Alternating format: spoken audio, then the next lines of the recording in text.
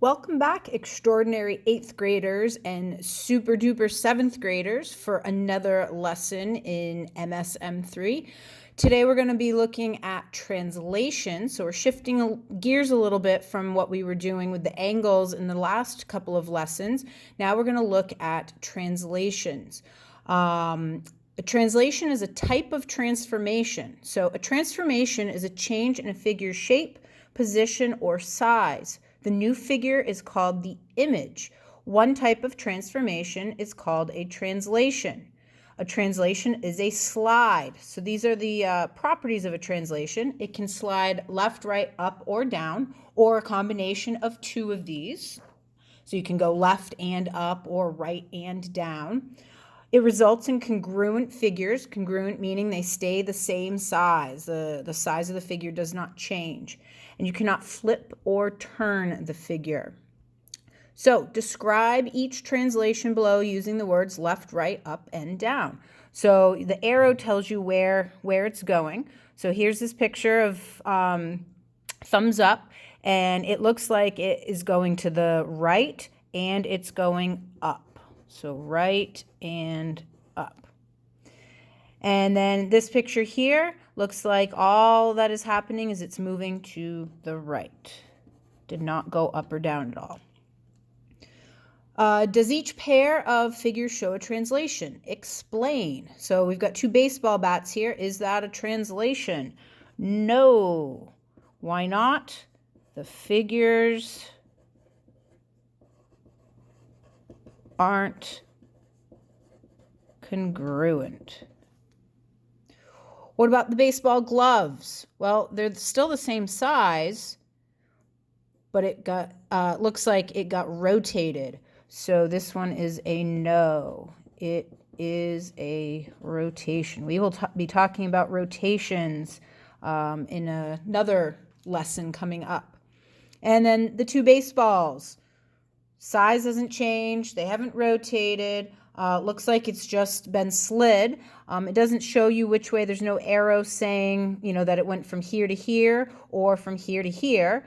So realistically, there's a couple of different answers here. If you were going to describe where it went, you could say it went right and down. Or if you go from here to here, you could say it went left and up. But it does not look like we have to do that. We can just say, yes, it is a slide. If it's a slide, it's a transformation. Translations can occur in the coordinate plane, and that's where we're going to spend the majority of our time, is looking at translations in that coordinate plane. So we've got two figures here, and this question says, which one is the original figure? Well, the original figure is going to be the one with the letters completely by themselves. So you can see this one here, it just says A, B, and C. There's no other little notation. Over here you can see there's like this weird little notation, which I'll talk about in just a moment. So the original figure would be triangle, and yes, you need the little triangle, triangle ABC. Which one is the image? Well, the image is the result of the slide. So this little tick mark here, it's read as prime. So this is A prime, B prime, and C prime. And if I were to draw a second figure, let's say I slid this another time, let's say I slid it all the way over to the right here, I'd have to relabel it. And so this time, if I did that, I would put A with two little marks, and that would be read as A double prime. So if you've got multiple translations on the same coordinate plane, you distinguish them between the prime, the double prime, you could go triple prime, and so on. So which figure is the image? Triangle A prime, B prime, C prime. Describe the translation in words. So it started here, so it went, let's get in the habit. Since we're in the coordinate plane, you always list the x value first. X is your left and right. So let's talk left or right first. So it's going to the left.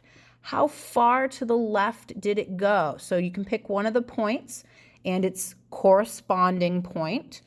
So 1, 2, 3, 4, 5. Looks like it went 5 units left and then it went up. How much did it go up? 1, 2, 3. It looks like 3.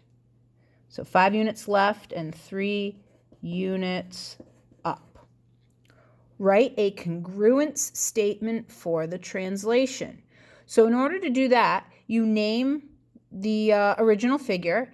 I'm just going to call it triangle ABC. You could name it CBA or CAB. Some people think it's funny when it makes words. You could go in any order you want, but what you have to do when you name the second one, you have to match up the corresponding points. So when I name my second triangle, since I started with A, the corresponding point to A is A prime. So I would have to list A prime first. If I had been funny and listed CAB and done the word cab, then the very first thing I'd have to list would be C prime, because that's what corresponds with the C in cab.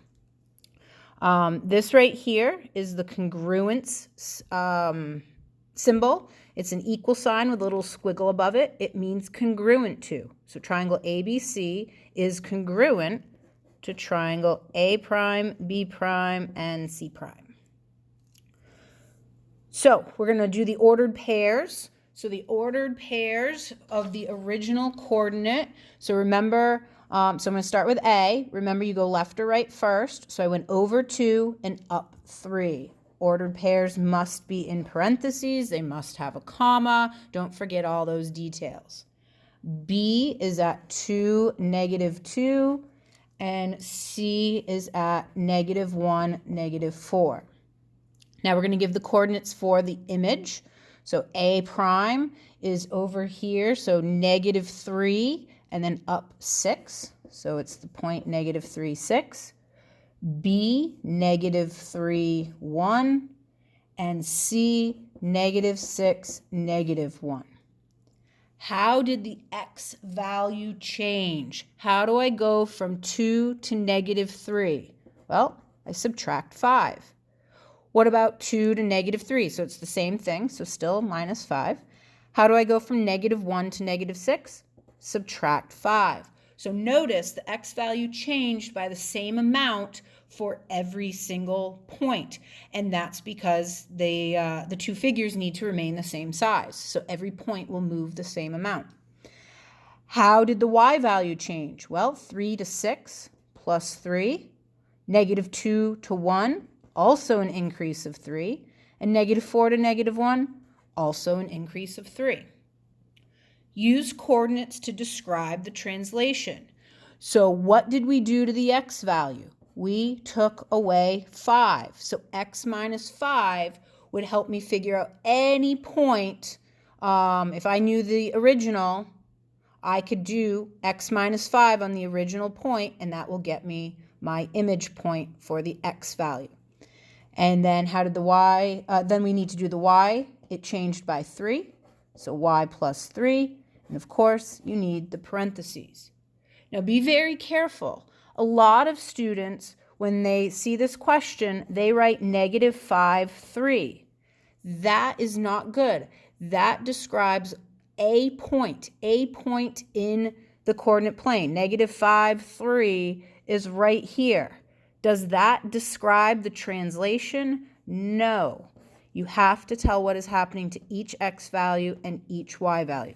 So you've got to make sure you have the X and the Y as part of your answer. All right, moving on. We are almost done. So how do translations work? Well, just think about your coordinate plane. As I move to the right, what is happening as I move to the right in the coordinate plane? My X values are increasing. So if I move right, I'm going to add to the X value. If I move to the left, it's going to be the complete opposite. I'm subtracting from the X value.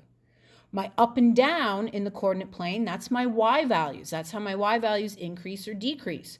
So if I move up, I'd be adding to the Y value. If I move down, I'd be subtracting from the Y value. Use coordinates to describe each translation. So 2 units to the right. So the right, remember left and right, that's our X values. So if I go 2 to the right, I am adding to X, but it says nothing about Y. So what does that mean? Well, it just means Y isn't changing. So we would just write y. Y stays the same. Whatever the y coordinate is, it's the same. 1 unit to the left, so that would be x minus 1. I'm moving 1 unit left. And then 3 units up, that means I'm going to add 3 to y. And then finally, this last one, 3 units to the left, so x minus 3. And then 4 units down, that would be y minus 4. Don't forget those parentheses and commas. Details matter. Describe the translation of the point to its image. So this is the original point. This is the image. So what was going on? So what did we do to x? So we went from 4 to 1. That would be the x value minus 3. And then for the y value, we went from 1 to 3. So y plus 2. And the second one of these, so negative 4 to negative 5. I'm sorry, just said the answer there. Negative 4 to negative 9. That would mean that we are subtracting 5. And then negative 2 to negative 1, so that's increasing. So that would be y plus 1. So x minus 5, y plus 1. And the last piece, in real life, there's something called tessellations. You see them all over the place.